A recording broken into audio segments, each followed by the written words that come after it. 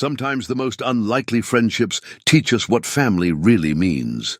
When rancher Jack Ryland found an orphaned mountain lion cub 6 years ago, he never imagined it would change his life forever. The cub, Scout, grew up alongside Duke, Jack's German shepherd. Now fully grown, Scout doesn't hunt like a wild mountain lion should. Instead, he fetches sticks, wrestles with Duke, and guards the ranch like any loyal dog, but their peaceful life is about to be shattered. An out-of-town developer wants Jack's land and threatens to expose Scout's unconventional upbringing. The town must decide, is Scout a dangerous wild animal or proof that love and family go beyond species? What happens when this extraordinary bond truly faces its ultimate test? Before we jump back in, tell us where you're tuning in from. And if this story touches you, make sure you're subscribed, because tomorrow I've saved something extra special for you. The Montana morning arrived as it always did on the Ryland Ranch. Quiet as a prayer, with mist rolling off the distant peaks like smoke from a dying campfire. Jack Ryland stood on his front porch, coffee steaming in his weathered hands, watching the sun paint the grasslands gold. At 57, he'd seen over 20,000 sunrises from this very spot, but each one still felt like a small miracle. A wet nose pressed against his elbow, and Jack looked down to see Duke, his German shepherd, tail wagging with the patient enthusiasm of a dog who knew his routine by heart. "Morning, old friend," Jack murmured, scratching behind Duke's ears. The dog had been his companion for 8 years now, ever since Jack found him as a stray puppy near the highway. Half-starved and completely trusting, movement in the pasture caught his eye, and Jack smiled as he watched Scout emerge from the tall grass. At 6 years old, the mountain lion moved with the fluid grace of his wild heritage, but there was something unmistakably domestic in the way he bounded toward the house. Scout's tawny coat caught the morning light as he approached, muscles rippling beneath his fur. He was magnificent, nearly 7 feet from nose to tail, weighing close to 160 pounds of pure predator. Yet when he reached the porch, Scout sat just like Duke did, looking up at Jack with amber eyes full of affection and trust. "There's my boys," Jack said, setting down his coffee to give Scout the same gentle attention he'd given Duke. The big cat purred, a sound deep and rumbling that never failed to amaze Jack. Mountain lions didn't typically purr like house cats, but Scout had learned it from watching Duke's contentment under Jack's touch. The leather dog collar around Scout's neck was worn smooth from years of wear, the metal tag reading simply Scout Ryland. Jack had made that collar himself when Scout was just a few months old, fashioning it from cowhide in his workshop on a winter evening when the cub had outgrown his first one. It had seemed natural then, giving Scout the same identification any ranch dog would wear. Now 6 years later, the collar represented something deeper, a declaration that this wild creature belonged here, belonged to this family that defied every conventional definition. Inside the house, Jack prepared breakfast for his unusual family. Duke got his kibble mixed with leftover beef from last night's dinner. Scout received raw meat, deer when Jack could hunt it, beef when he couldn't. The rancher had learned early on that Scout's digestive system wasn't built for processed dog food, despite the mountain lion's other domestic preferences. As they ate, Jack pulled out his father's old ranch journal, a leather-bound book so worn the edges were soft as velvet. Samuel Ryland had started the journal in 1952 when he first claimed this land, documenting everything from cattle births to weather patterns, from equipment repairs to personal reflections on the solitary life of ranching. Jack continued the tradition, adding his own observations to pages yellowed with age and wisdom. October 15th, he wrote in his careful script. "Scout helped with the cattle again today. Seems to understand the work better than some hired hands I've known. Duke keeps close to him during herding. They work like they've done it all their lives together." It was true. Scout had developed an instinct for ranch work that amazed everyone who witnessed it. The mountain lion would position himself on the opposite side of stray cattle, gently encouraging them back toward the herd, with his presence alone. He never showed aggression, never used his natural predatory instincts inappropriately. Instead, Scout seemed to understand that these animals were under his protection, part of his extended family. Jack remembered the day he'd first discovered Scout's herding ability. The mountain lion was barely 2 years old, and a few steers had wandered too far from the main group. Duke was working to bring them back, but the cattle were being stubborn.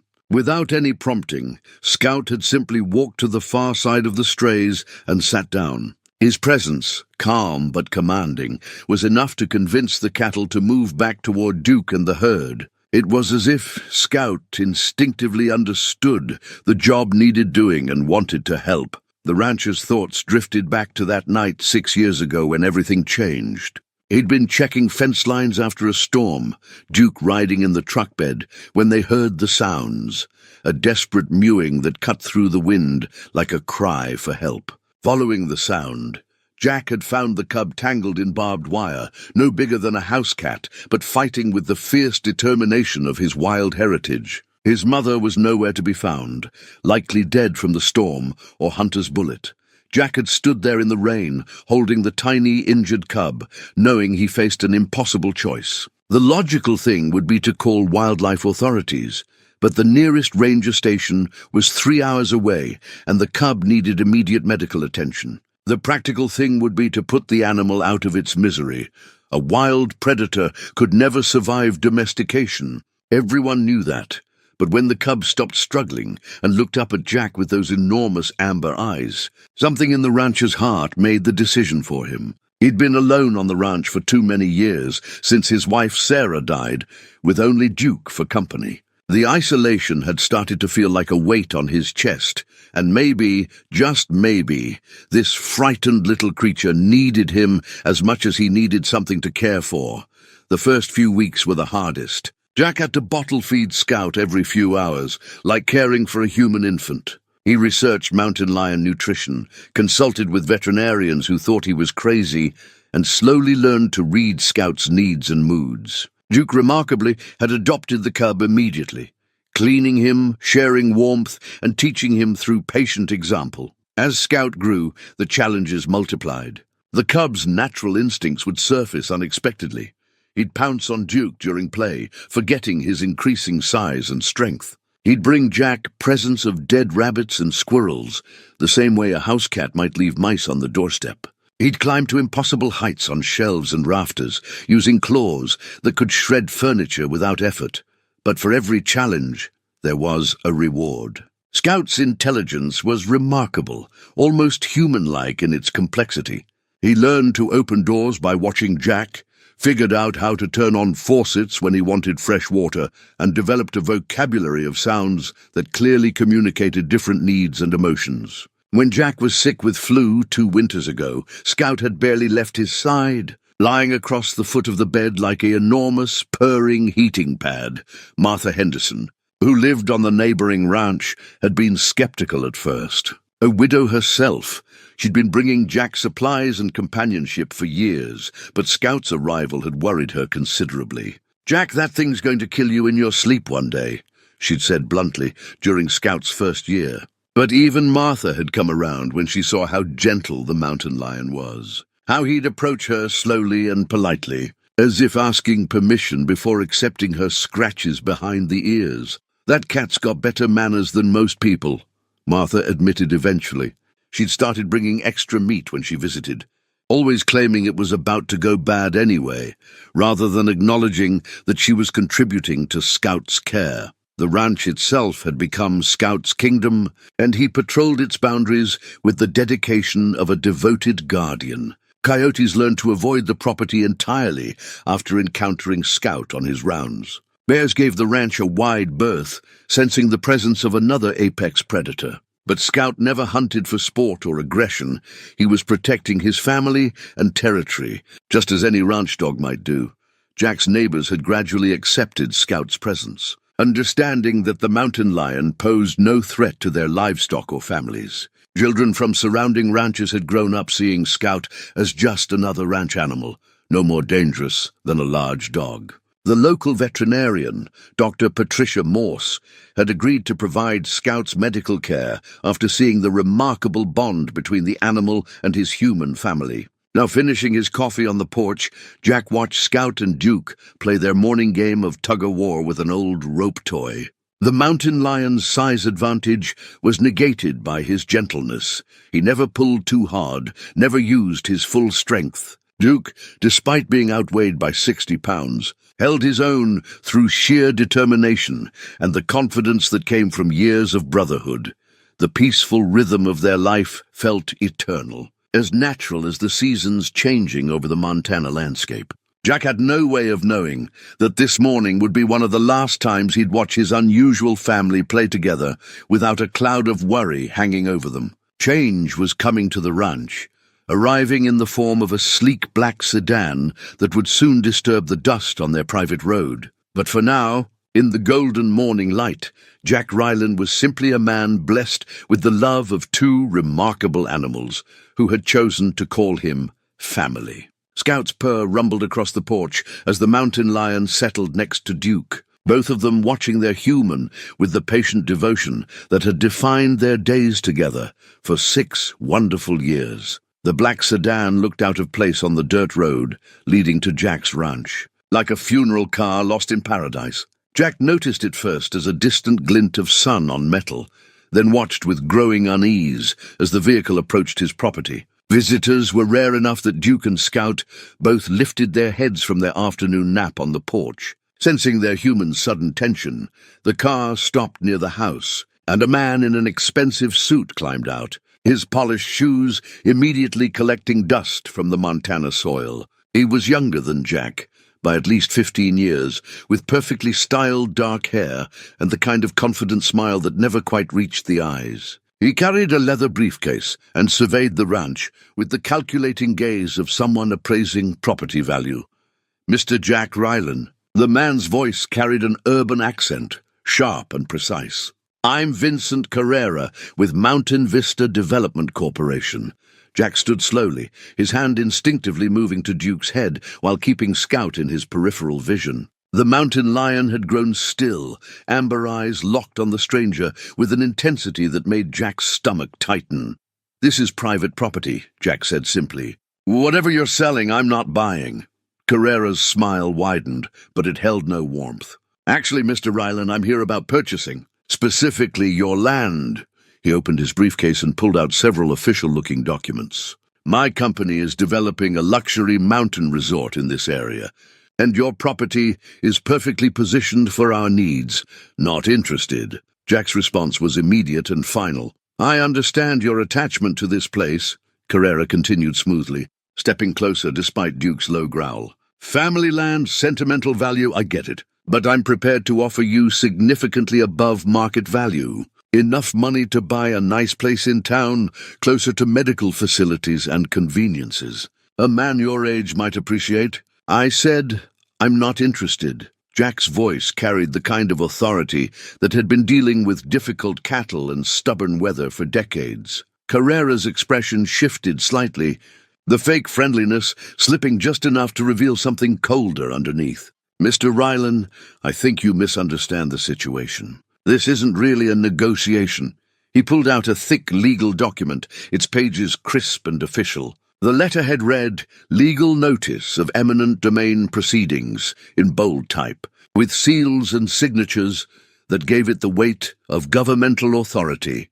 The state has approved our resort project as beneficial for local economic development, Carrera explained, his tone now matter-of-fact. Under eminent domain laws, we have the right to acquire your property for fair compensation, whether you agree to sell or not. Jack's blood chilled as he scanned the document. The legal language was dense and intimidating, full of terms like public benefit and economic necessity, but the meaning was clear. His ranch, his home, his life, everything he'd built here could be taken away by legal force.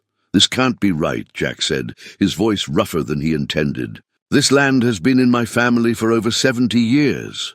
I'm sorry, but property history doesn't override legal proceedings, Carrera replied with manufactured sympathy. However, if you cooperate voluntarily, the compensation will be much more generous. Fight it in court, and you'll only delay the inevitable while accumulating legal fees you can't afford. Scout had risen to his feet during the conversation, his massive form moving with deceptive casualness as he positioned himself between Jack and the stranger. The movement was subtle but unmistakable. The mountain lion was protecting his family. Carrera noticed Scout for the first time, and his professional composure cracked. "Jesus Christ, is that a mountain lion?" "That's Scout," Jack said quietly, his hand moving to the big cat's neck in a gesture both protective and reassuring. "He's part of the family. You can't keep a wild animal as a pet." Carrera stepped backward, his voice rising with genuine alarm. "That's illegal in every state." "Scout's not a pet," Jack replied calmly, though his heart was pounding. "He's a rescued animal who chose to stay here." Carrera fumbled for his phone, his earlier professional demeanor completely gone. "This is a massive safety violation. Wildlife authorities, animal control, the sheriff, they all need to know about this immediately." Duke positioned himself next to Scout, both animals forming a protective barrier in front of Jack. Neither showed aggression, but their message was clear. The stranger was not welcome here. "You have 30 days to respond to the legal notice," Carrera said, backing toward his car while keeping his eyes on Scout. "But this animal situation changes everything. When I report what I've seen here, you'll be lucky if you have 30 hours before they come to remove that thing." "Scout isn't hurting anyone," Jack said, desperation creeping into his voice. "He's been here 6 years without a single incident. It's a 150-pound predator with fangs and claws." Carrera shouted from beside his open car door. "Do you have any idea what liability that creates? What happens when it finally snaps and kills someone?" "He won't," Jack started, but Carrera was already climbing into his sedan. 30 days for the land, Mr. Ryland. But that cat will be gone much sooner. I guarantee it." The black car sped away, leaving a cloud of dust that settled slowly over the ranch like a shroud. Jack stood frozen on his porch, the legal documents trembling in his hands, while Duke and Scout pressed close against his legs in silent support. The paper in his hands felt heavier than lead. Every line of legal text was a threat to everything he held dear. The ranch wasn't just his home. It was his sanctuary, the place where he'd built an impossible family and found peace after years of loneliness. Without this land, Scout couldn't survive. Wildlife authorities would either cage him or put him down, never understanding that this remarkable animal had chosen love over wildness. Jack sank into his porch chair, the weight of his situation crushing down on him. Scout immediately laid his massive head on Jack's knee, purring softly in an attempt to comfort his human. Duke settled on the other side, his warm presence steady and reassuring. "What are we going to do?" Jack whispered to his animals, scratching Scout behind the ears while Duke pressed closer. The mountain lion's amber eyes met his, full of trust and affection, completely unaware that their peaceful life together was now under attack from forces beyond their control. The legal notice outlined a timeline that felt like a countdown to execution. 30 days to lose his home, perhaps only hours before authorities arrived to take Scout away. The developer's threat hung in the air like storm clouds, and Jack knew that Vincent Carrera was exactly the type of man who would follow through on his promises. As the sun began its descent toward the western mountains, painting the sky in shades of gold and rose, Jack held his family close and tried to figure out how to fight a battle he wasn't sure he could win. The ranch had never felt more beautiful or more fragile than it did in that moment, when everything he loved was suddenly at risk of being torn away forever. Jack barely slept that night. The legal documents spread across his kitchen table like a diagnosis of terminal illness. Scout seemed to sense his distress, refusing to leave his side even for his usual evening patrol of the ranch boundaries. The mountain lion lay pressed against Jack's chair while he read and reread the eminent domain notice, searching for loopholes that didn't exist. By dawn, Jack had made his first decision. He needed legal help, and he needed it fast. The drive to Billings took 2 hours, with Duke riding shotgun and Scout stretched across the back seat of Jack's old pickup truck. Other drivers stared openly when they spotted the mountain lion, but Jack was beyond caring about appearances. Scout was family, and family stuck together, especially when facing a crisis. The law office of Margaret Stone occupied the ground floor of a modest building downtown, its simple sign promising honest legal representation for working people. Jack had found her name in the phone book, drawn to her advertisement's mention of property rights and rural law.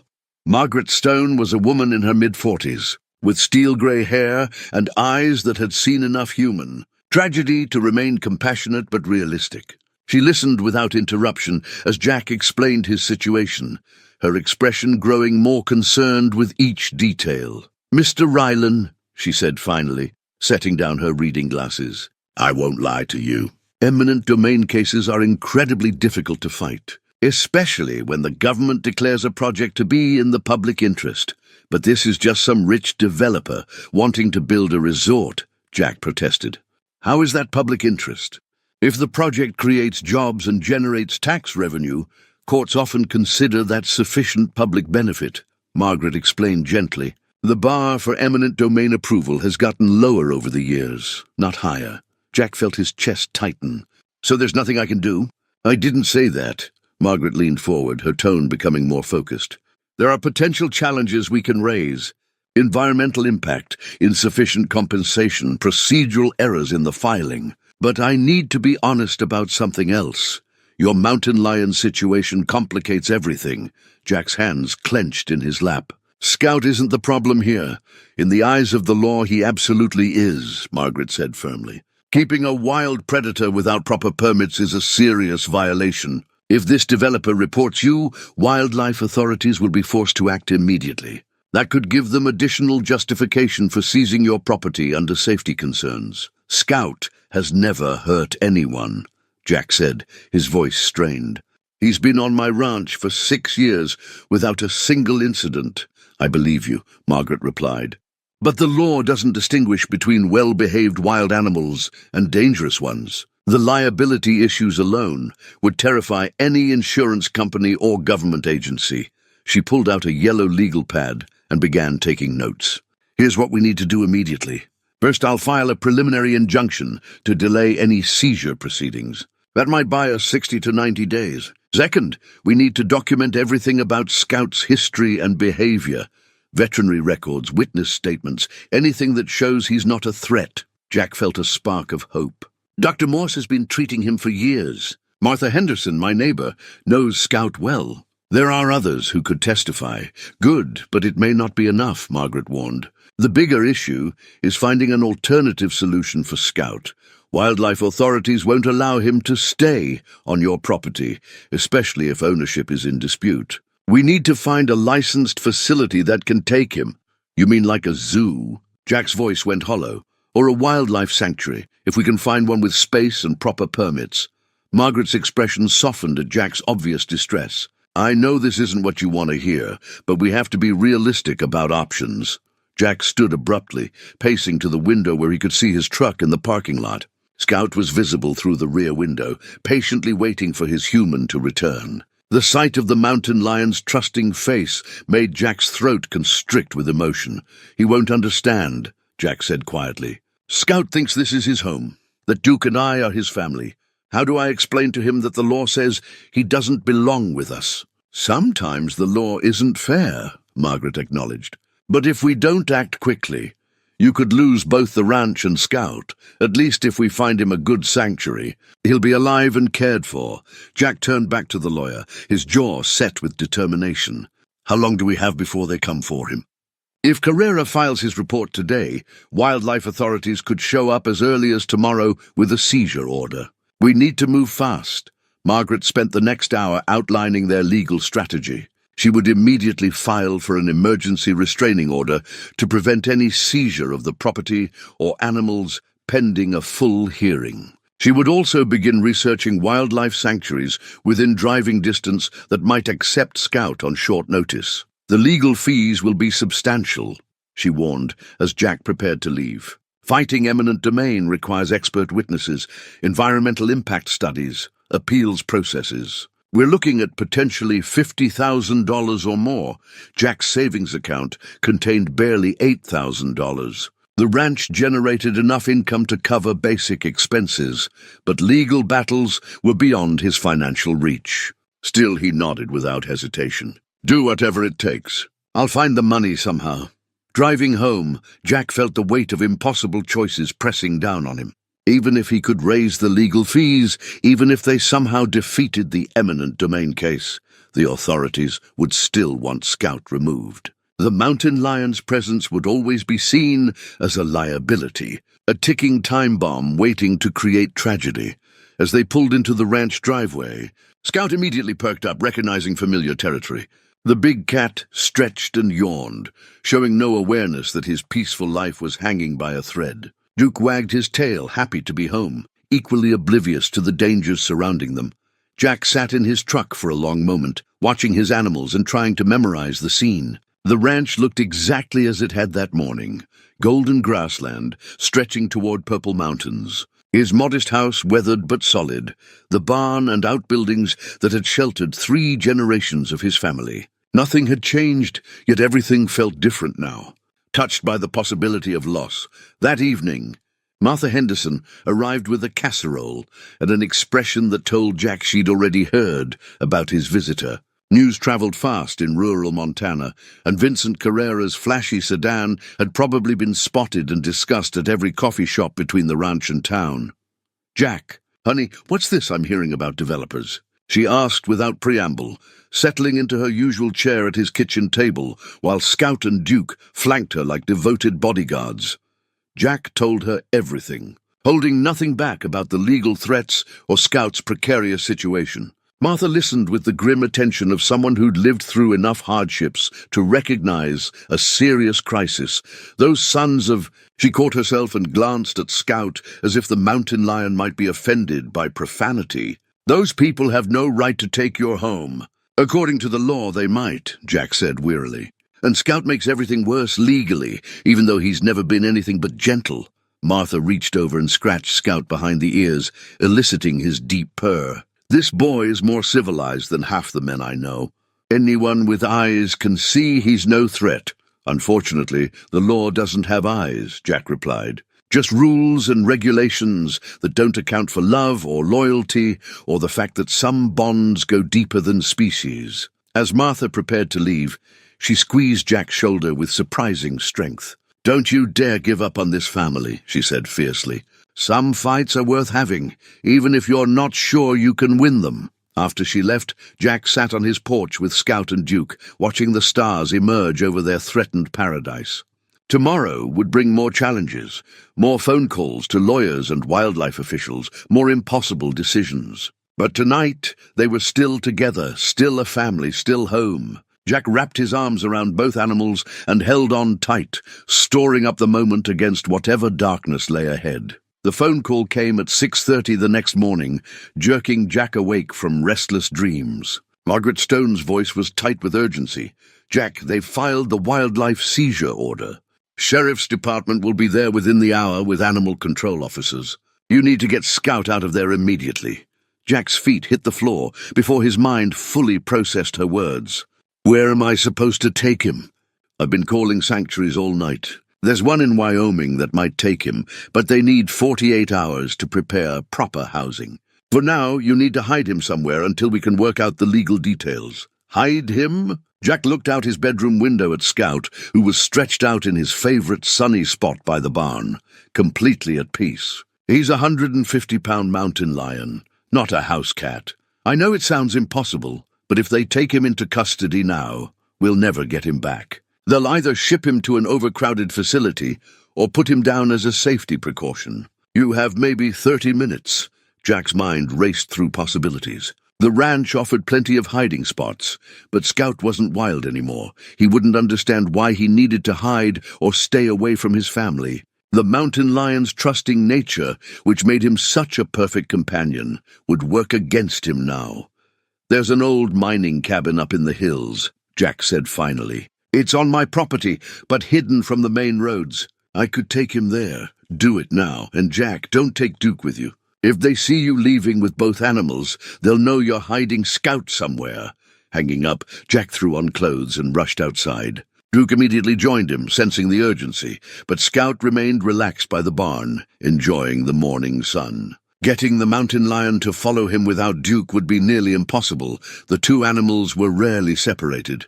"Come on." "Scout," Jack called, patting his leg in the universal signal for "follow me."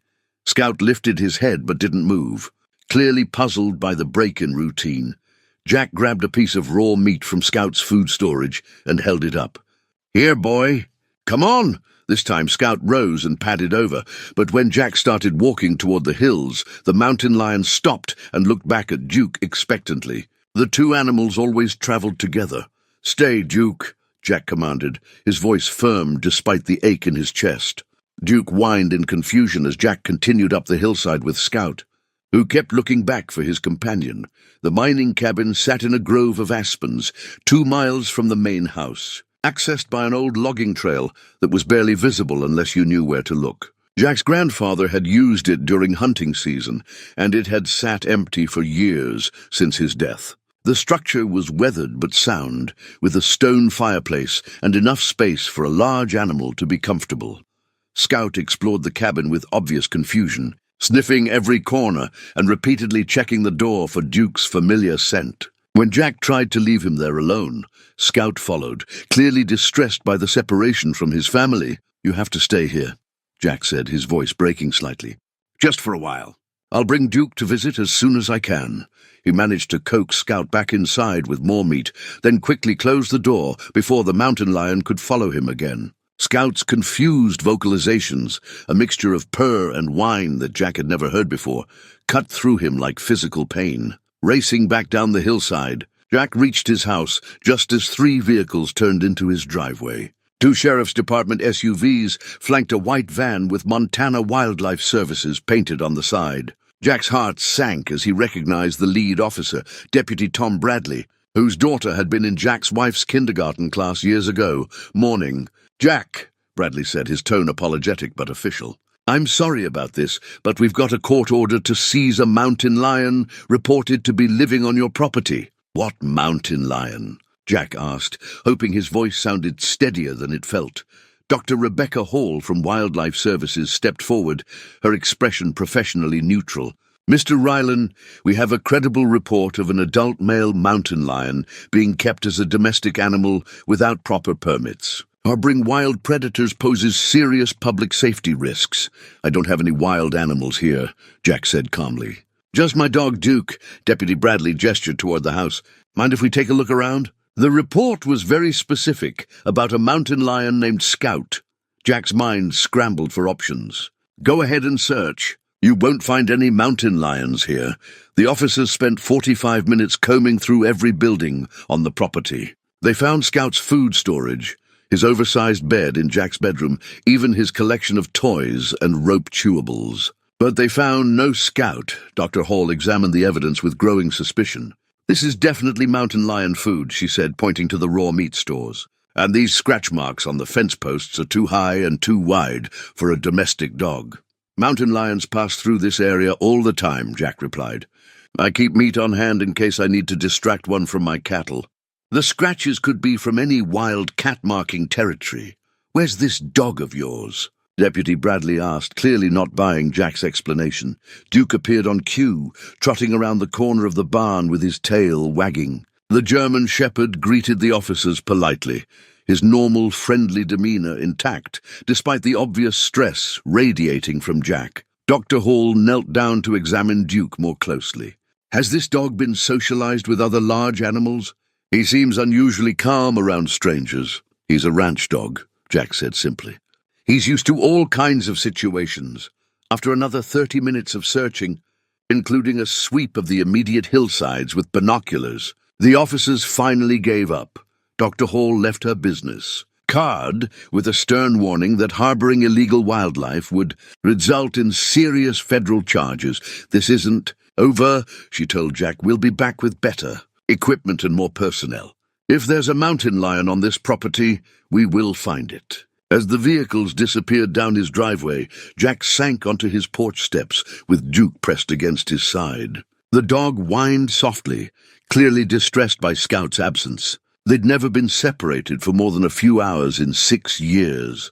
That afternoon, Jack made the treacherous hike back to the cabin with supplies for Scout and Duke in tow. He found the mountain lion pacing frantically near the door, his usual calm demeanor replaced by obvious anxiety. When Duke appeared, Scout's relief was palpable. He rubbed against his companion with deep purrs, as if reassuring himself that his family was still intact. But Jack couldn't stay long. Dr. Hall had promised surveillance, and any sign of the animals together would confirm her suspicions. He left Duke with Scout for an hour, long enough for both animals to calm down, then made the heartbreaking decision to separate them again. "I'll figure this out," he promised Scout as he led Duke away. "We'll find a way to stay together." But as he walked back down the mountainside, with only Duke beside him, Jack wondered if he was making promises he couldn't keep. The cabin was only a temporary solution. Scout couldn't live in isolation indefinitely, separated from his family and everything he'd ever known as home. That evening, Margaret Stone called with an update that felt like another blow. The Wyoming Sanctuary had withdrawn their offer after learning about the legal complications surrounding Scout's case. 2 other facilities had refused even to consider taking him, citing liability concerns and their own regulatory challenges. "We're running out of options," Margaret admitted. "And I have to warn you, hiding Scout from authorities adds charges of obstruction and interfering with the federal investigation. If they catch you, the penalties could be severe." Jack sat in his empty house, listening to Duke whine at the door for his missing companion. Outside, the ranch felt incomplete without Scout's protective presence patrolling the boundaries. The developer had struck with surgical precision, using the law to dismantle Jack's family piece by piece. For the first time since the crisis began, Jack felt the weight of potential defeat settling over him like winter fog. Even if he somehow saved the ranch, could he save Scout? And what kind of victory would that be if it meant sacrificing the animal who had brought such unexpected joy and purpose to his life? The questions haunted him as night fell over the Montana hills, where Scout waited alone in an abandoned cabin, trusting that his human would somehow make everything right again. 3 days of living a lie had aged Jack 10 years. Every morning he made the grueling hike to the mining cabin with food and water for Scout, watching his beloved companion grow more listless and confused with each passing hour. The mountain lion's usual playful energy had been replaced by restless pacing and anxious vocalizations that echoed off the cabin walls like a cry for freedom. Duke was suffering too. The German shepherd had stopped eating properly, spending most of his time staring up the hillside toward Scout's hiding place. He would follow Jack partway up the trail during supply runs, whining plaintively when forced to turn back. The separation was breaking both animals' hearts, and Jack felt responsible for their misery. Dr. Hall and her team had returned twice, expanding their search radius each time. They'd brought thermal imaging equipment on the second visit, scanning the hills methodically while Jack watched from his porch, his stomach churning with anxiety. The cabin's stone construction and thick walls had hidden Scout's heat signature, but Jack knew their luck couldn't last forever. Margaret Stone's legal strategy was hitting roadblocks at every turn. The eminent domain case was proceeding on schedule despite her preliminary injunction, and the wildlife violation charges hung over Jack like a sword. Worse, word of Scout's situation had begun spreading through the local community, dividing longtime neighbors into camps of support and concern. The morning of the 4th day brought an unexpected visitor. Sheriff Ben Morrison had served the county for 23 years and had known Jack since high school. He pulled up to the ranch in his personal truck rather than his official vehicle, a detail that didn't escape Jack's notice. "Jack, we need to talk," Morrison said, settling into a porch chair without invitation. Duke approached cautiously, sensing the gravity of the conversation. "If this is about Scout, I already told your deputies. Cut the crap, Jack." Morrison's voice was tired, but not unkind. "Half the county knows you're hiding that cat somewhere on your property.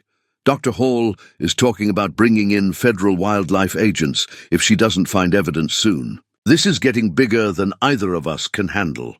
Jack remained silent, scratching Duke behind the ears while his mind raced through options. "I've known you for 40 years, Morrison continued. "You're not a criminal, and from what I hear, that mountain lion isn't a threat to anyone. But the law is the law, and I can't protect you much longer. What are you suggesting?" Morrison leaned forward, his expression earnest. There's a man I know, Dr. James Whitehorse. He runs a private wildlife research facility about 6 hours from here. It's not a zoo or a tourist attraction, just a place where animals who can't be returned to the wild can live in peace. He's helped me with problem bears and injured eagles over the years. Jack's chest tightened. You want me to give Scout away? I want you to give Scout a chance at a real life, Morrison replied gently. Hiding in that old mining cabin isn't living, it's just existing. And every day you keep him hidden makes the eventual consequences worse for both of you. The sheriff pulled out a business card and set it on the porch railing. Whitehorse has proper federal permits, acres of natural habitat, and experience with animals who've been human socialized. Scout could have companionship, space to roam, regular veterinary care. It's not the same as staying here, but it's a hell of a lot better than what happens if Wildlife Services catches you. After Morrison left, Jack sat on his porch, staring at the business card until the words blurred together. The rational part of his mind knew the sheriff was right. Scout deserved better than a life of hiding and fear. But the emotional part, the part that had bottle-fed an orphaned cub and watched him grow into a gentle giant, rebelled against the idea of separation. That afternoon, Jack climbed the hill to find Scout lying motionless in the cabin's doorway, his amber eyes dull with depression. The mountain lion barely acknowledged his human's arrival, showing none of his usual enthusiasm for food or attention. It was clear that isolation was destroying him as surely as any physical illness. "I'm so sorry, boy," Jack whispered, kneeling beside Scout and running his hands through the big cat's tawny fur. "I never wanted this for you." Scout's response was a weak purr that broke Jack's heart. This magnificent animal, who had once patrolled the ranch boundaries with confident pride, was withering away like a flower denied sunlight. That evening, Jack made the phone call he'd been dreading. Dr. James Whitehorse answered on the second ring, his voice warm and professional. "Sheriff Morrison told me about your situation," Whitehorse said after Jack explained. "I'd be happy to evaluate your mountain lion for placement here, but I need to be honest. The transition won't be easy for him or for you." "What would his life be like there?" Jack asked. "He'd have a large enclosed habitat with natural features, trees, rocks, a stream. There are other big cats here, though he'd be housed separately until we determine his social compatibility. He'd receive excellent medical care and as much human interaction as he's comfortable with. Could I visit him?" There was a pause. "Initially, I'd recommend against it. Animals who've been human-bonded need time to adjust to their new environment without the confusion of visits from their previous family. Eventually, once he's settled, we could arrange occasional supervised visits." Jack closed his eyes, feeling like a parent discussing custody arrangements. "How long is eventually?" "At least 6 months, possibly longer." "I know that's hard to hear, but it's what's best for the animal. Constant reminders of his previous life will prevent him from adapting to his new one." The conversation continued for another 20 minutes, covering logistics, transportation, and legal documentation. Dr. Whitehorse agreed to drive up the following weekend to evaluate Scout and, if appropriate, transport him immediately to avoid further legal complications. After hanging up, Jack walked outside, where Duke was waiting by the porch steps, his intelligent eyes full of questions Jack couldn't answer. The dog had been Scout's constant companion for 6 years. How do you explain to him that his best friend won't be coming home? The next morning brought more bad news. Margaret Stone called to report that Vincent Carrera had filed additional complaints with the county health department, claiming that Jack's property posed public safety risks that required immediate intervention. An inspection was scheduled for the following week. "He's building a paper trail to strengthen the eminent domain case," Margaret explained. "Every violation he can document makes it easier to argue that your property should be seized for public benefit. And if they find Scout during the inspection, then we're looking at federal charges on top of everything else. Jack, you have to make a decision. Either surrender Scout voluntarily to a licensed facility, or risk having him seized and destroyed by authorities who won't care about his gentle nature or your bond with him." That afternoon, Jack climbed the hill one more time to sit with Scout in the abandoned cabin. The mountain lion seemed to sense his human's distress, pressing close and purring softly, despite his own obvious misery. They sat together in the fading light, man and cat united by a love that transcended species but couldn't overcome human law. "You saved me, you know," Jack whispered, his voice rough with unshed tears. "After Sarah died, I thought I'd spend the rest of my life alone. But you and Duke became my family, gave me something to care about again." Scout rubbed his massive head against Jack's shoulder, the gesture achingly familiar and precious. "I have to let you go," Jack continued, the words feeling like broken glass in his throat. "Not because I want to, but because I love you too much to watch you waste away in hiding. You deserve better than this." As the stars began to appear over the Montana hills, Jack made his decision. He would call Dr. Whitehorse in the morning and arrange Scout's transportation. It would be the hardest thing he'd ever done, but sometimes love meant letting go, even when every fiber of your being wanted to hold on forever. The mountain lion seemed to understand, settling his head in Jack's lap with a deep sigh that spoke of resignation and trust. Whatever came next, Scout would face it with the same gentle courage he'd shown throughout his unlikely life as part of a rancher's family. Word traveled fast in small rural communities, and by Thursday morning, half the county seemed to know about Jack Ryland's impossible situation. The phone calls started before sunrise, some offering support, others expressing concern about a dangerous predator living among them. Jack let most calls go to voicemail, too emotionally drained to defend his choices repeatedly. Martha Henderson arrived at noon with a truck full of neighbors. Jack watched from his kitchen window as 8 people climbed out of various vehicles, their faces set with determination. He recognized most of them, the Kowalski family from the next ranch over. Pete Hernandez, who ran the local feed store, elderly Mrs. Chen, whose grandchildren had met Scout during visits to Martha's place. "We came to help," Martha announced without preamble, as the group gathered on Jack's porch. Duke greeted each visitor with his usual friendliness, his tail wagging, despite the absence of his companion. "There's nothing anyone can do," Jack said wearily. "The legal system has made its decision." "The hell it has," Pete Hernandez spoke up, his weathered face flushed with indignation. "Vincent Carrera's been all over town, spreading lies about your cat being some kind of killer. People who've never even been to your ranch are calling for Scout to be destroyed." Mrs. Chen, despite being barely 5 feet tall and 83 years old, stepped forward with surprising authority. "My grandson Kevin has played with Scout since he was 7 years old. That mountain lion is gentler than most house cats. Anyone who wants to hurt him will have to go through me first." Jack felt his throat tighten with emotion. "I appreciate the support, but hiding Scout isn't a long-term solution. Dr. Whitehorse from the wildlife facility is coming Saturday to transport him somewhere safe. What if there was another option?" Martha asked quietly. Before Jack could respond, she pulled out a manila folder thick with documents. "We've been doing some research.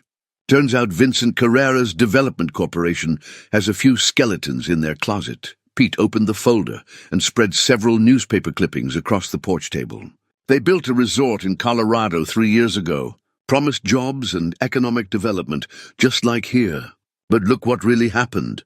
Jack examined the articles with growing interest. Headlines told a story of environmental damage, broken promises, and a community left struggling after the resort failed financially within 18 months. Local businesses had been driven out to make way for overpriced shops that never attracted enough customers. The promised jobs lasted only long enough to complete construction.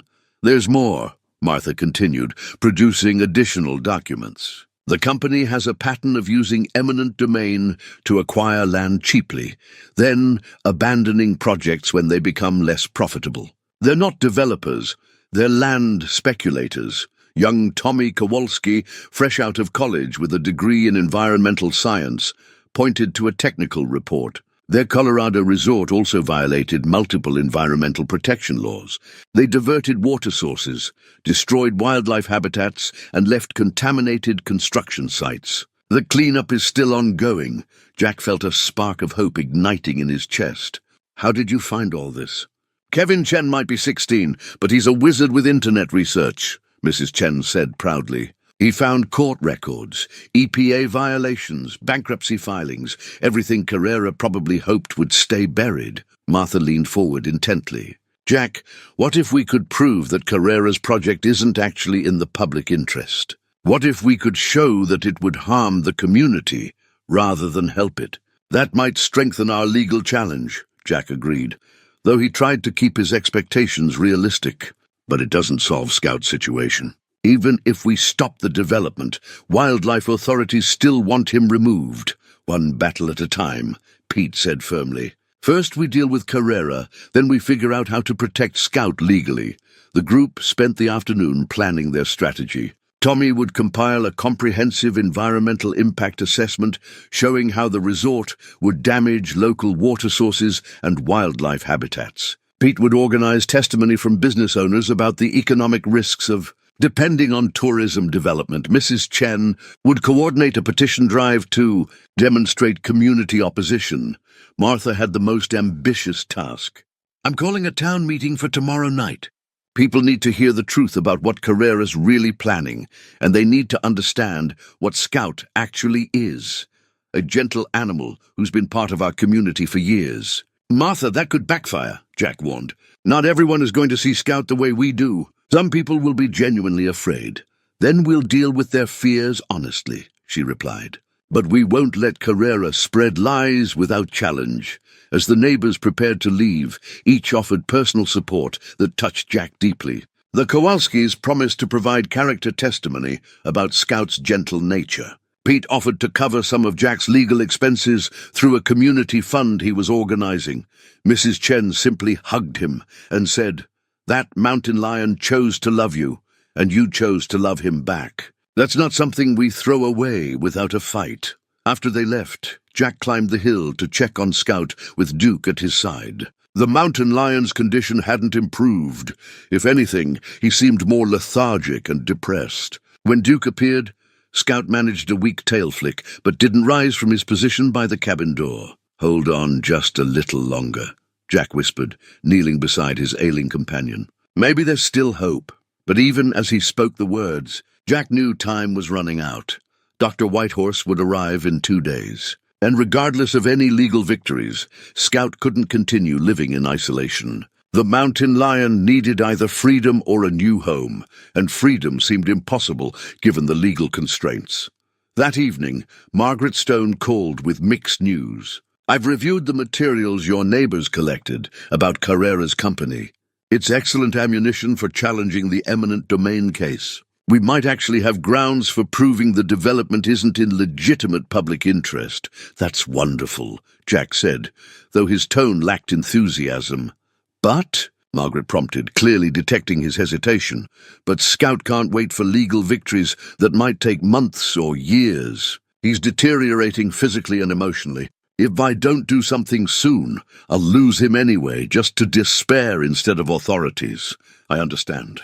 Have you made a decision about the wildlife facility?" Jack looked out his window toward the hills where Scout waited in lonely exile. "Dr. Whitehorse seems like a good man, and his facility sounds humane. Maybe it's the best option Scout has now. What about visits? I know he mentioned restrictions initially. 6 months minimum before I could see him, possibly longer." Jack's voice cracked slightly. "By then, he might not even remember me." Margaret was quiet for a moment. "Jack, I need to ask you something, and I want you to think carefully before answering. If we could somehow resolve both the land case and Scout's legal status, if we could find a way for him to stay home legally, would you want to fight for that outcome, even if the odds were against us?" "Of course, but don't give me the but," Margaret interrupted. "Just answer the question. Would you fight?" Jack thought of Scout's amber eyes, now dulled with depression and confusion. He thought of Duke's lonely vigil by the porch steps. He thought of the ranch that had been his family's home for 3 generations, now threatened by a man who saw it only as a business opportunity. "Yes," he said firmly, "I'd fight. Good, because I have an idea that's either brilliant or completely insane. I'll call you in the morning." As Jack prepared for bed, he found himself caught between hope and resignation. His neighbor's support had been overwhelming and unexpected, proof that Scout had touched more lives than he'd realized. But legal battles were unpredictable, and wild animals couldn't wait for human justice to run its course. Outside, The Montana night was clear and cold, stars scattered across the sky like diamonds on black velvet.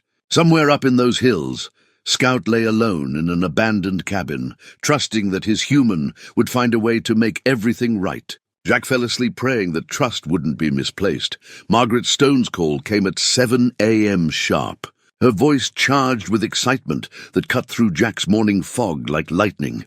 "Jack, you need to sit down for this. I've been up all night researching something, and what I found changes everything." Jack settled into his kitchen chair, Duke pressing close to his legs as if sensing important news. "What did you discover?" "Vincent Carrera doesn't actually have legal authority to seize your property. The eminent domain filing is fraudulent." Jack's coffee cup stopped halfway to his mouth. "What do you mean, fraudulent?" "I mean, he's been lying to you from day one.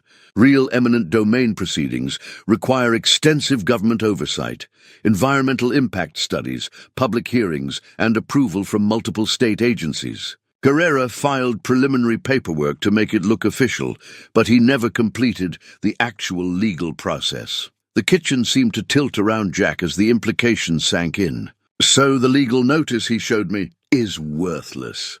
It's designed to scare property owners into selling voluntarily without forcing him to go through the expensive and time-consuming real eminent domain process. He's essentially running a sophisticated con game." Jack set down his coffee with shaking hands. "But what about the state approval he mentioned?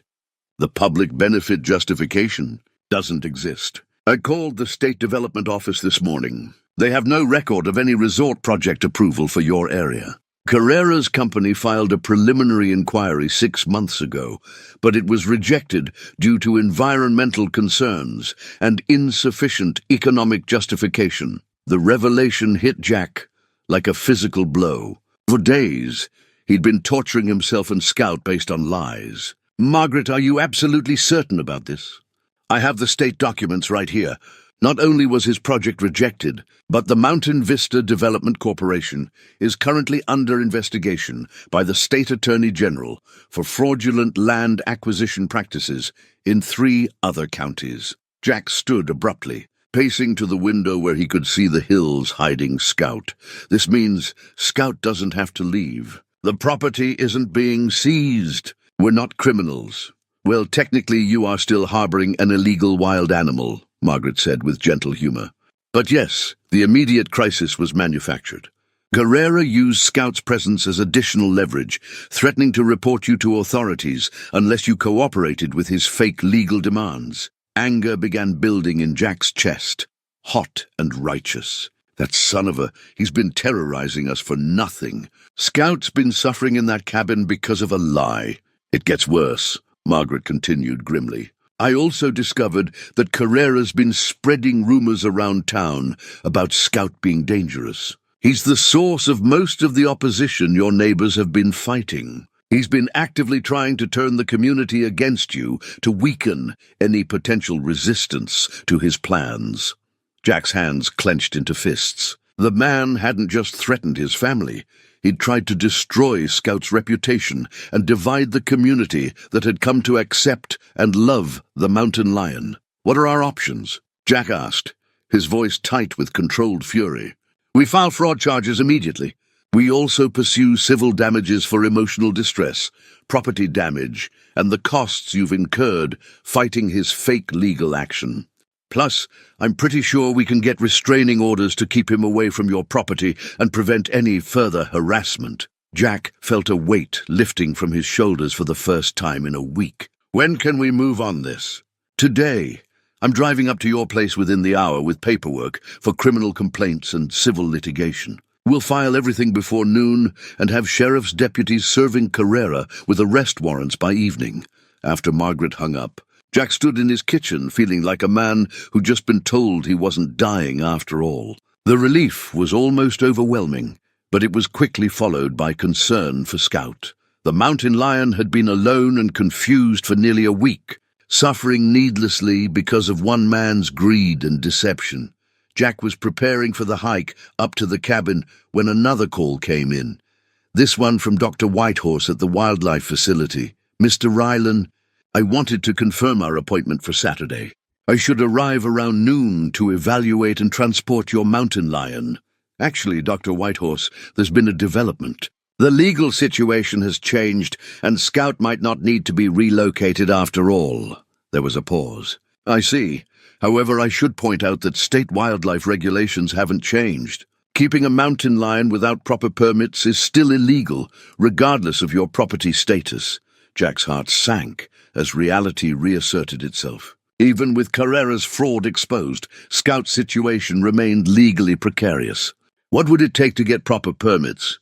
Honestly, it's almost impossible for private individuals. The permits are typically reserved for licensed wildlife facilities, educational institutions, or research organizations. The liability requirements alone would bankrupt most people.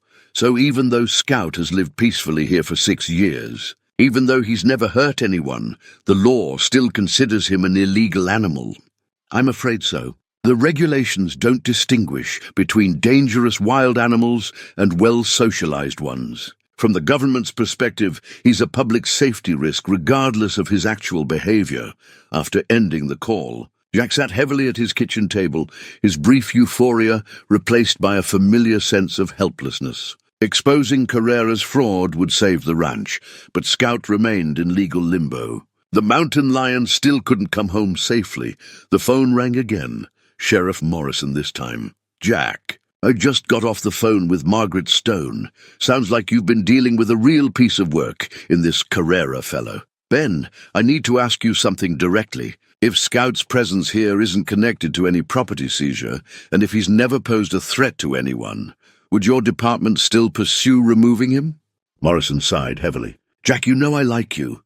And from everything I've seen, that cat of yours is about as dangerous as a golden retriever. But Dr. Hall from Wildlife Services is still breathing down our necks. She's convinced Scout represents a lawsuit waiting to happen. What if the community formally supported keeping him here? What if we could prove he's actually beneficial to local safety and wildlife management? You'd need something official. Maybe if he was classified as an educational animal or part of a research program, something that would give him legal protection under state regulations. An idea began forming in Jack's mind. Crazy but potentially workable. What about Dr. Patricia Morse? She's been Scout's veterinarian for years. Could she help establish some kind of official status for him? Maybe. Pat's got connections with the State Veterinary Board and wildlife management agencies. If anyone could figure out a legal pathway, it would be her. Jack spent the rest of the morning making phone calls and researching options. Dr. Morse was intrigued by his situation and agreed to investigate whether Scout could be designated as an educational animal under her veterinary supervision. Several university wildlife programs expressed interest in studying Scout's unique socialization, which might provide research justification for keeping him. By noon, when Margaret Stone arrived with legal documents exposing Carrera's fraud, Jack had the beginnings of a plan to secure Scout's future legally. But first, they had to deal with the man who had put them all through hell, based on lies and greed. Are you ready to take this fight to Carrera? Margaret asked, spreading arrest warrants and civil complaints across Jack's kitchen table. Jack looked up toward the hills, where Scout waited in exile, then at Duke, who had barely left his side all week. His unusual family had been torn apart by deception and threatened by someone who saw them only as obstacles to profit. I'm more than ready, Jack said grimly. It's time that man learned the difference between legal authority and criminal fraud. As they prepared to drive to town and file charges, Jack felt a grim satisfaction building in his chest. Vincent Carrera had picked the wrong rancher to intimidate, threatened the wrong family to destroy. Now he would face the consequences of his actions, both legal and personal. But even as they prepared their counterattack, Jack's mind remained focused on the mountain lion waiting alone in the hills. Exposing Carrera was only the first step. The real battle would be finding a way for Scout to come home legally and safely, to restore the family that had been fractured by lies and legal manipulation. Time was still running out, but now Jack had hope, and hope, combined with righteous anger, could be a powerful force for change. The Whitmore County Courthouse had never seen anything quite like the scene that unfolded Friday afternoon. Jack sat in the front row of the gallery, flanked by Margaret Stone and Sheriff Morrison, watching as Vincent Carrera was led into the courtroom in handcuffs. The developer's expensive suit looked wrinkled, and his confident demeanor had evaporated entirely. Behind Jack, the courtroom was packed with neighbors, friends, and community members who had rallied to his cause. Martha Henderson sat directly behind him, her hand resting supportively on his shoulder. The Kowalski family occupied an entire row, along with Pete Hernandez, Mrs. Chen, and dozens of others who had come to witness justice being served. Judge Patricia Walsh, a no-nonsense woman in her 60s who had presided over the county court for 20 years, reviewed the charges with obvious disapproval. Mr. Carrera, you stand accused of criminal fraud, forgery of government documents, intimidation of property owners, and conspiracy to commit theft by deception. How do you plead? Carrera's lawyer, a nervous-looking man who had clearly been hastily retained, whispered urgently in his client's ear before standing. Your Honor, my client pleads not guilty to all charges.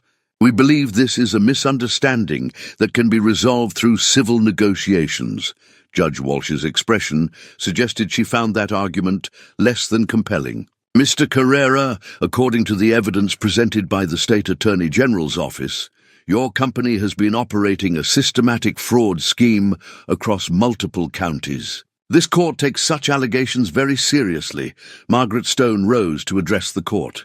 Your Honor, Mr. Carrera's actions have caused severe emotional distress to my client and his family. He used fabricated legal documents to terrorize an elderly rancher into abandoning his family home of 70 years. The psychological damage alone warrants the maximum penalties allowed by law.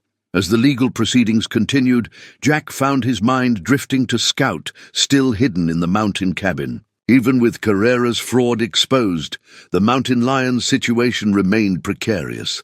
Dr. Morse had spent the morning making calls to state wildlife officials, seeking any possible pathway to legal status for Scout, but bureaucratic wheels turned slowly. The town meeting Martha had organized was scheduled for that evening, and Jack knew it would be crucial for Scout's future. Public support might influence regulatory decisions, but it could also backfire if opponents raised valid safety concerns. The delicate balance between protecting Scout and acknowledging legitimate public interests would determine whether his unusual family could ever be reunited. Court adjourned with Carrera remanded to custody, pending a bail hearing. As the developer was led away, he caught Jack's eye and hissed, "This isn't over.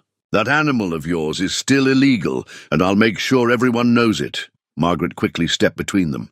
Mr. Carrera, I'd strongly advise against making threats while facing criminal charges. Such statements could be construed as continued intimidation. Outside the courthouse, Jack was surrounded by supporters offering congratulations and continued assistance. The sense of community support was overwhelming, but Jack remained focused on the challenges ahead. The legal victory feels good, he told Martha as they walked to their vehicles, but Scout is still in that cabin, still suffering, still technically illegal.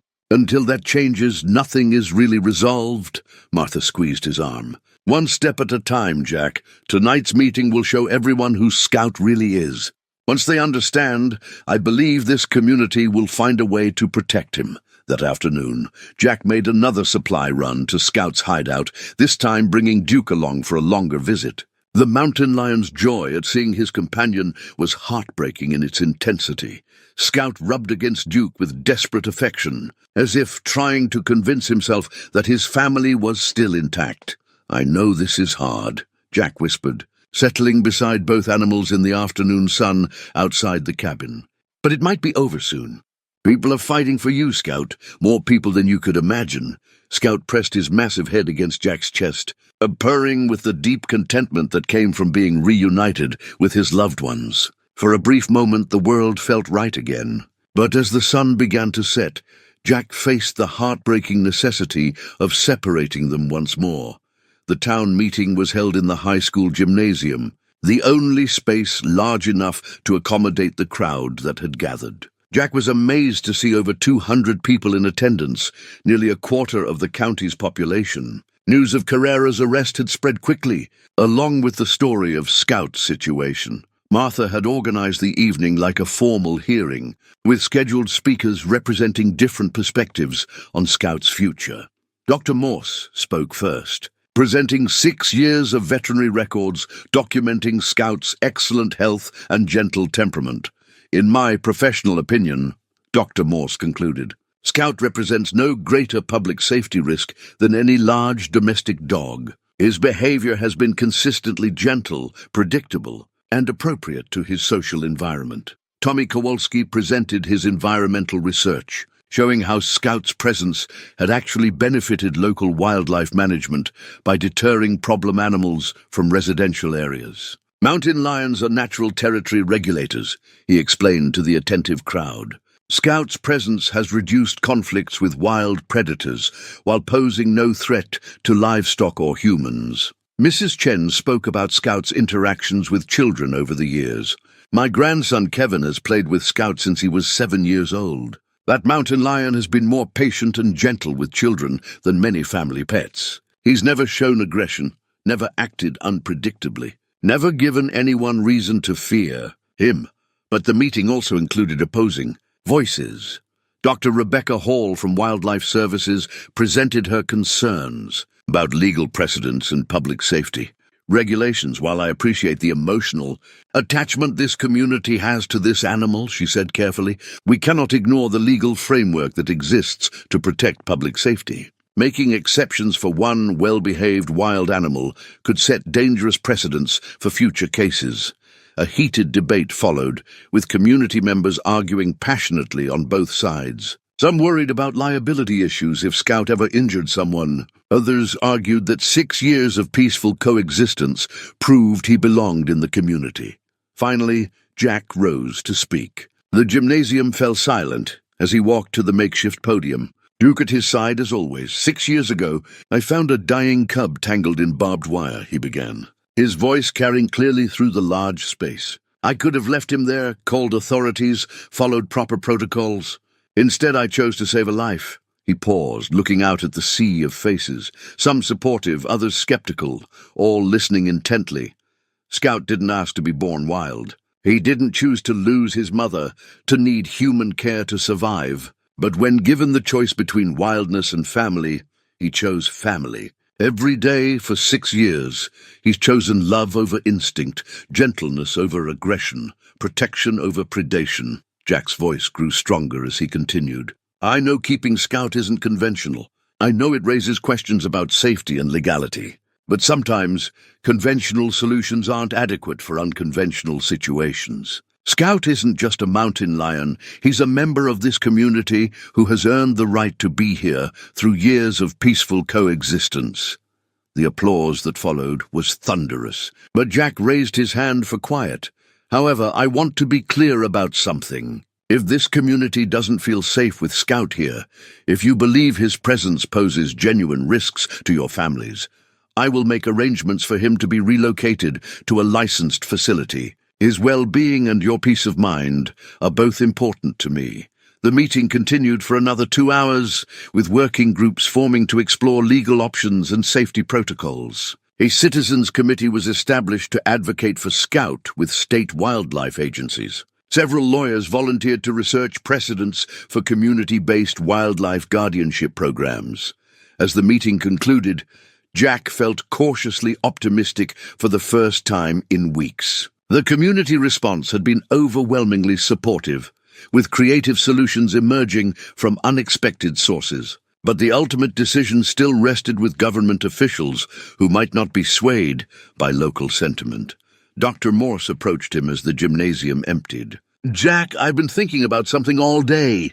What if we could establish Scout as an educational ambassador animal under my veterinary supervision? It's a long shot, but there might be regulatory pathways we haven't explored. What would that involve? Formal behavioral assessments, enhanced insurance coverage, educational programming with local schools, regular inspections, basically treating Scout like a zoo animal that happens to live on a ranch instead of in a facility. Jack's heart leaped with hope.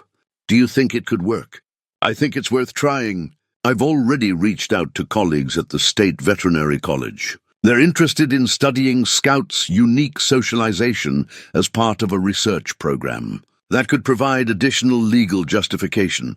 As Jack drove home through the Montana darkness, he felt the weight of possibility settling over him like a warm blanket. The fraudulent threat to his land had been exposed and defeated. His community had rallied around Scout with unexpected passion and creativity. Legal pathways for keeping Scout home were emerging from the shadows, but challenges remained. Government bureaucracies moved slowly, and wildlife regulations weren't easily changed.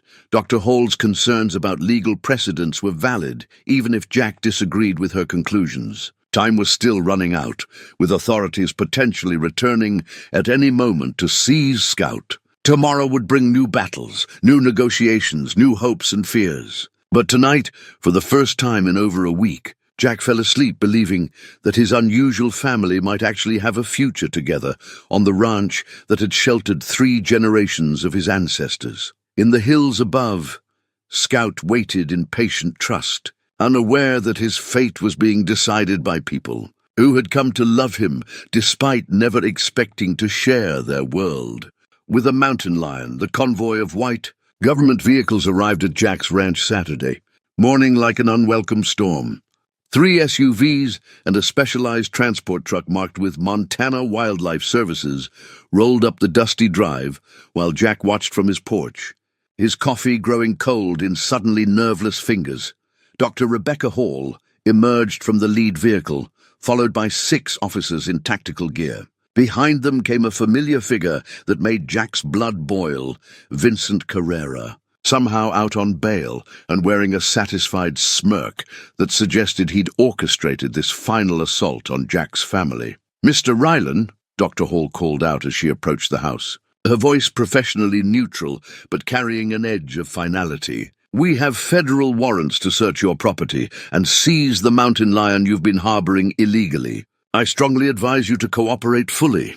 Jack stood slowly, Duke pressing against his legs in protective solidarity. "Dr. Hall, I assume you're aware that Mr. Carrera here was arrested yesterday for fraud. His entire legal claim against my property was fabricated.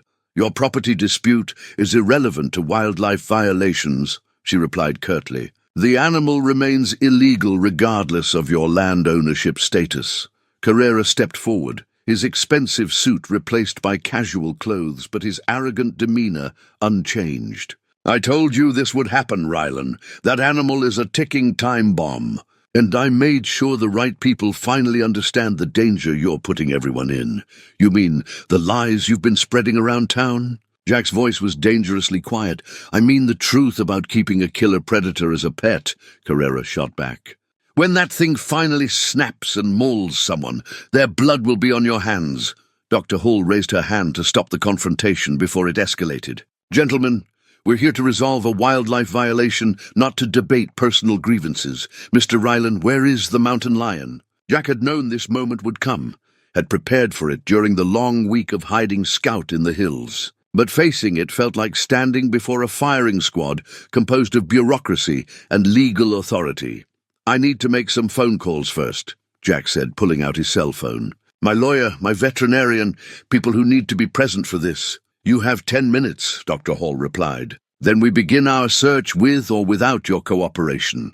Jack's first call went to Margaret Stone, who was already en route to the ranch with emergency legal injunctions. His second went to Dr. Morse, who confirmed she was 15 minutes away with documentation for Scout's potential educational animal status. His third call went to Martha Henderson. "They're here," he said simply when she answered. "We'll be there in 5 minutes," Martha replied without hesitation. Half the county is already on their way. While Jack made his calls, the wildlife officers spread out across the property with thermal imaging equipment and tranquilizer rifles. They moved with military precision, clearly expecting to encounter a dangerous wild animal rather than Scout's gentle nature. Carrera followed the search teams like a shadow, pointing out potential hiding spots with obvious satisfaction. "Check the old outbuildings," he suggested loudly. These rural types always have hiding places for illegal activities. Jack watched the man who had terrorized his family for weeks, now orchestrating what he hoped would be the final destruction of everything Jack held dear. The developer's vindictive pleasure was obvious, even facing fraud charges. He was determined to complete his revenge against the rancher who had dared to resist him. "You know," Jack said quietly as Carrera passed near the porch, "when this is over, when Scout is safe and your legal troubles catch up with you, I want you to remember something." Carrera paused, his expression mocking. "What's that, old man?" "I want you to remember that you tried to destroy a family. Not a business deal or a property acquisition, but a real family built on love and trust. And I want you to ask yourself what that makes you as a human being." For just a moment, something flickered across Carrera's face. Uncertainty, perhaps even shame. But it was quickly replaced by familiar arrogance. "Save your philosophical lectures," Carrera sneered. "That overgrown cat is going to be in a cage by noon, and there's nothing you or your backwoods neighbors can do about it." As if summoned by his words, the sound of approaching vehicles filled the air. Jack smiled grimly as he watched a parade of pickup trucks, SUVs, and even a few horse-trailers turning into his drive. Martha Henderson led the convoy, followed by what looked like half the population of the county. Dr. Hall's expression shifted from professional confidence to obvious concern as she watched dozens of community members spreading out across Jack's property. These weren't protesters or troublemakers. They were ranchers, shopkeepers, teachers, and families who had come to bear witness to Scout's fate. "This is still a federal wildlife operation," Dr. Hall announced loudly. "Civilian interference will result in arrest and prosecution." Martha Henderson walked directly up to her, followed by Mrs. Chen, the Kowalski family, and Pete Hernandez. Their faces were set with quiet determination. "We're not here to interfere," Martha said calmly. "We're here to ensure that justice is done fairly and that Scout's rights and Jack's rights are respected throughout this process." "Animals don't have rights under federal law," Dr. Hall replied. But her voice lacked its earlier authority. "No," Mrs. Chen spoke up, her elderly voice carrying surprising strength. "But community members do. We have the right to witness government actions that affect our neighbors and our safety. And we have the right to ensure that those actions are based on truth rather than the lies of a criminal." She pointed directly at Carrera, whose confident demeanor was beginning to crack under the weight of community disapproval. As the morning sun climbed higher over the Montana hills, the stage was set for a confrontation that would determine not just Scout's fate, but the future of Jack's unusual family and the community that had chosen to protect them. The thermal imaging equipment detected Scout's heat signature within 20 minutes. Jack's heart sank as he watched the tactical team converge on the hillside trail leading to his grandfather's old mining cabin. Dr. Hall coordinated the operation with military efficiency, her officers advancing with tranquilizer weapons ready. "There's no need for weapons," Jack called out desperately. "Scout won't resist. He doesn't even understand what's happening." "Standard protocol for dangerous wildlife," Dr. Hall replied without turning around. "We can't take chances with public safety." Jack started to follow the team up the hillside, but was stopped by a firm hand on his shoulder. Sheriff Morrison had arrived just in time to witness the operation's climax. "Let me go with them, Ben," Jack pleaded. "Scout needs to see a familiar face. He's been isolated for a week. He's already stressed and confused." Morrison studied Jack's face for a long moment, then nodded to Dr. Hall. "My officer will accompany your team to ensure proper procedures are followed and to minimize trauma to all parties involved." As they climbed the steep trail, Jack could hear Scout's vocalizations echoing down from the cabin, a mixture of confusion and distress that cut through him like broken glass. The mountain lion knew something was wrong, but couldn't understand what or why.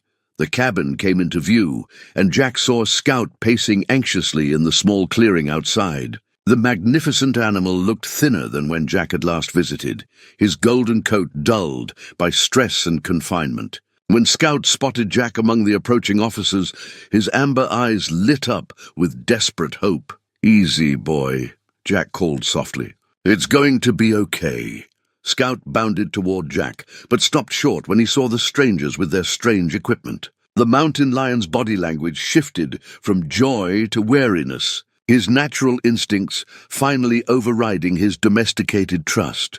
Dr. Hall raised her tranquilizer rifle, but before she could fire, a new voice cut through the tension. "Dr. Hall, I need you to stop right there." Everyone turned to see Margaret Stone emerging from the woods, followed by Dr. Morse and a man Jack didn't recognize, an elderly Native American wearing a ranger's uniform. "This is Dr. James Whitehorse," Margaret announced breathlessly. "He's the director of the Blackfoot Nation Wildlife Preservation Program, and he has federal authority that supersedes your operation." Dr. Whitehorse stepped forward, his presence commanding immediate respect from both the wildlife officers and Scout, who seemed to sense something different about this new arrival. "Dr. Hall," Whitehorse said calmly, "I've reviewed the documentation for this animal, and I'm invoking federal tribal authority to transfer custody of the mountain lion to our educational ambassador program." "On what grounds?" Dr. Hall demanded, though she lowered her weapon.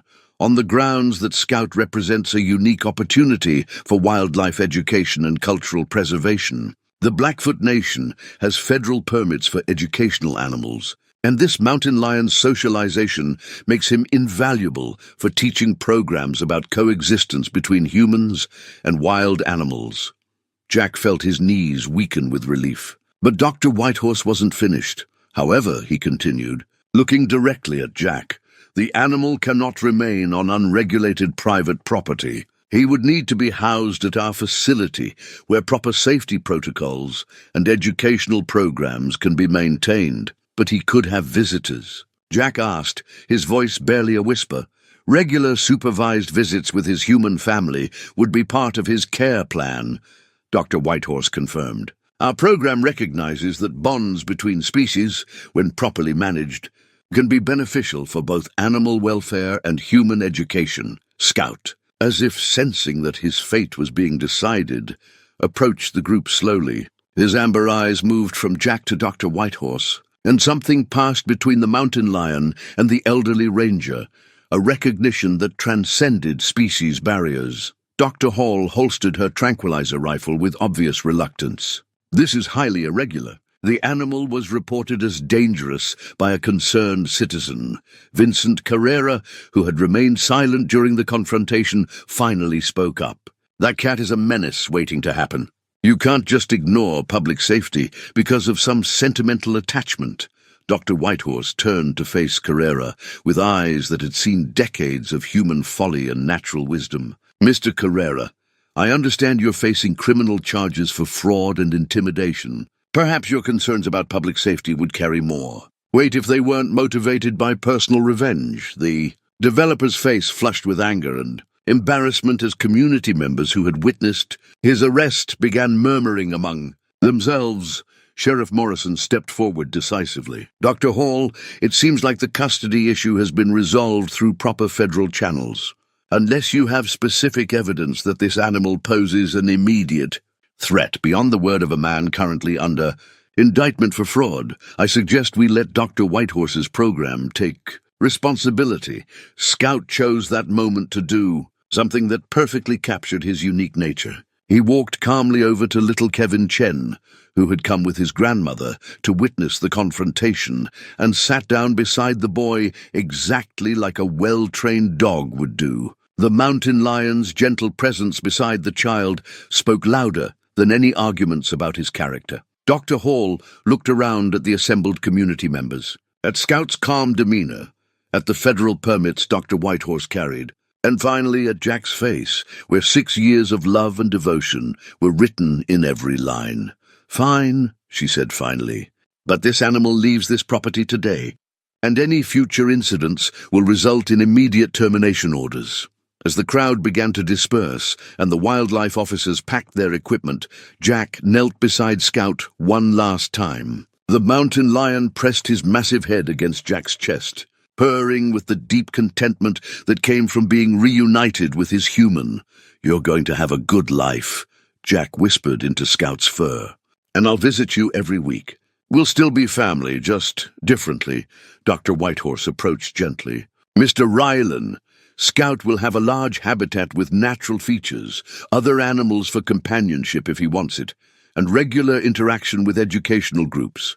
It's not the same as living here, but it's a life of dignity and purpose, Jack nodded, unable to speak around the lump in his throat.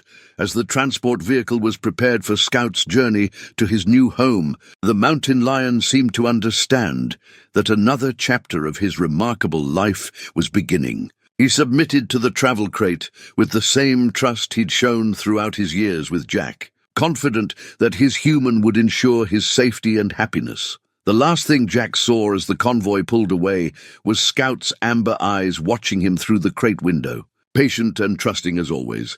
6 months later, Jack Ryland stood in front of the large enclosure at the Blackfoot Nation Wildlife Preservation Program, watching Scout demonstrate his remarkable gentleness to a group of fascinated school children. The mountain lion had adapted to his new life with the same grace he'd brought to everything else, becoming the program's most beloved educational ambassador. He remembers you, Dr. Whitehorse observed, joining Jack at the viewing area. Watch how his whole demeanor changes when you arrive. It was true. Scout had been calmly interacting with the children and their teacher, but when he spotted Jack, his amber eyes lit up with unmistakable joy.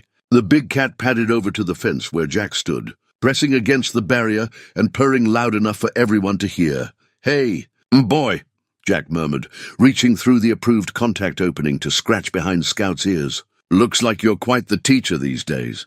Scout's purr deepened as he rubbed his massive head against Jack's hand. Even through the fence, their bond was evident to everyone watching. The children gathered closer, amazed to see such affection between human and wild animal. "How does he know you're not afraid?" asked a little girl with bright, curious eyes. Jack smiled at the question. "Because love recognizes love, sweetheart. Scout and I have been family for 7 years now. That doesn't change just because we live in different places."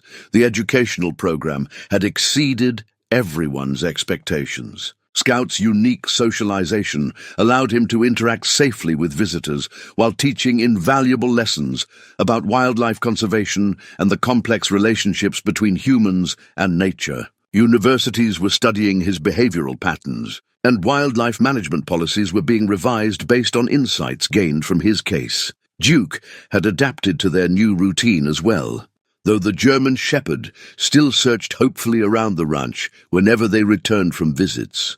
The separation had been hardest on him, but regular reunions with Scout helped maintain their brotherhood across the miles. "The legal precedent your case established has been remarkable," Dr. Whitehorse continued as they watched Scout return to his interaction with the visiting students. 3 other communities have successfully negotiated alternative arrangements for human-bonded wildlife, using your story as a template. Jack felt a surge of pride mixed with bittersweet satisfaction. Scout's sacrifice, for it had been a sacrifice, leaving the only home he'd ever known, was helping other animals and families avoid the trauma they'd endured. The aftermath of Vincent Carrera's arrest had been swift and decisive. The developer was serving 2 years in federal prison for fraud, and his company had been dissolved by court order. The attempted land grab had backfired spectacularly, with environmental protections being strengthened for the entire area. Jack's ranch was now part of a conservation easement that would protect it from future development in perpetuity. Martha Henderson had become the unofficial coordinator of Scout's support network, organizing regular visits and fundraising for the wildlife program. The community's response had been overwhelming. Dozens of families now made monthly trips to see Scout, and local schools had incorporated his story into their environmental education curriculum. "How's he really doing?" Jack asked Dr. Whitehorse, as they watched Scout gently nose a wheelchair-bound boy who had been hesitant to approach. "Honestly, he's thriving in ways I didn't expect. The regular human interaction fulfills his social needs, and the educational mission seems to give him purpose. He's become protective of all the children who visit, especially the ones who are afraid or have disabilities." Dr. Morse emerged from the program's veterinary clinic, carrying Scout's latest health assessment. "Perfect bill of health," she announced with satisfaction. Weight stable, coat glossy, behavior indicators all positive. He's actually healthier now than he was during those stressful weeks of hiding. As the school group prepared to leave, Scout performed his signature farewell, sitting like a giant dog and lifting one paw in what looked remarkably like a wave. The children giggled and waved back, their earlier nervousness completely forgotten. "We should head back soon," Jack said reluctantly. The 3-hour drive to the ranch meant leaving before dark, and evening chores waited at home. But first, he had his weekly private time with Scout. Dr. Whitehorse unlocked a special visiting area where Jack could spend an hour alone with the mountain lion, maintaining their bond without the distractions of educational programming. Scout's joy at these private visits was profound. He would roll on his back like a giant house cat, play tug-of-war with his favorite rope toy, and curl up beside Jack for the kind of quiet companionship they'd shared for so many years on the ranch. "I know this isn't what either of us planned," Jack said softly, running his hands through Scout's thick fur. "But you're helping so many people understand that family comes in all forms, that love doesn't recognize species barriers." Scout's purr was his only response, but it conveyed everything that needed to be said between them. As Jack prepared to leave, he reflected on how much their lives had changed since that terrifying morning when government vehicles had arrived at his ranch. The fight to save Scout had revealed the strength of community bonds and the power of standing up for what's right, even when the odds seem impossible. The drive home through the Montana wilderness gave Jack time to process the visit. Duke rode beside him, content after his reunion with Scout, but always a little sad to leave. The landscape rolled past unchanged, golden grasslands stretching toward purple mountains, the same vista that had welcomed him home for 57 years. Back at the ranch, Jack sat on his porch with Duke pressed against his legs, watching the sun set over their land. The property felt different now, protected by legal safeguards, but also marked by the memory of Scout's presence. The worn leather collar still hung on a hook by the kitchen door, waiting for the day Scout might come home for a visit. Martha Henderson's truck turned into the driveway right on schedule, bringing dinner and companionship as she had every week since Scout's departure. The widow understood loneliness and the healing power of found family, whether that family included humans, dogs, or mountain lions. "How was he today?" she asked, settling into her usual chair. "Happy," Jack replied honestly. "Different but happy. He's found a purpose that fulfills him, even if it's not the life we planned." As the stars emerged over Montana, Jack reflected on the year that had changed everything. He'd learned that family wasn't defined by law or convention, that love could bridge any gap, and that sometimes letting go was the ultimate act of devotion.